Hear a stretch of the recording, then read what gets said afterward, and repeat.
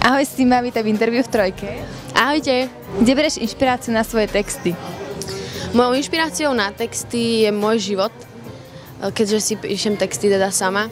A pri skladbe poslednej, čo som dala von, vlastne Prázdne slova, ma inšpirovala jedna fanúšička, ktorá mi vlastne písala na stránku svoj príbeh, čo mala vlastne o rozchode s frajerom a o takýchto veciach. S kým z československej scény by si vedela predstaviť spoluprácu na svojej novej skladbe? Práve teraz robím jednu skladbu, ktorá bude taká trošku iná, ako boli tie moje doteraz. Ale nemôžem ešte prezradiť, že s kým to chcem urobiť, lebo ešte ani ten interpret vlastne o tom nevie.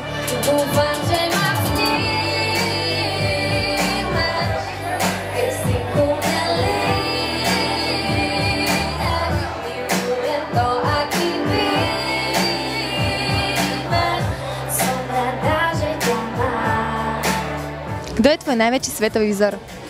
Beyoncé. A prečo? Kvôli tomu, ako spieva, kvôli tomu, aká je žena, aká je osobnosť. Keď dovolenka, tak exotika alebo hory? Určite exotika. Ja mám rada more, ja mám rada teplo, hlavne neznášam zimu.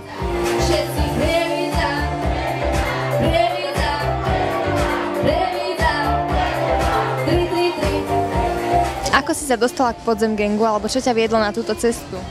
My sme sa s Egom stretli v štúdiu. Ja som v tej dobe mala vlastne urobenú hudbu na moju prvú skladbu On je len kamarát.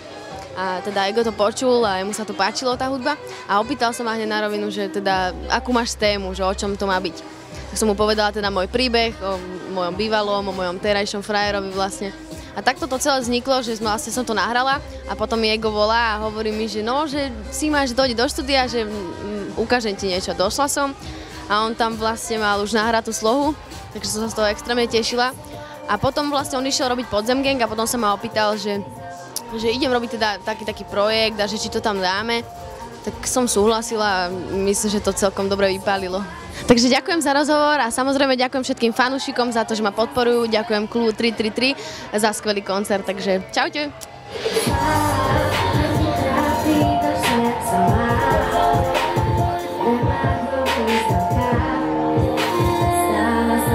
Prečo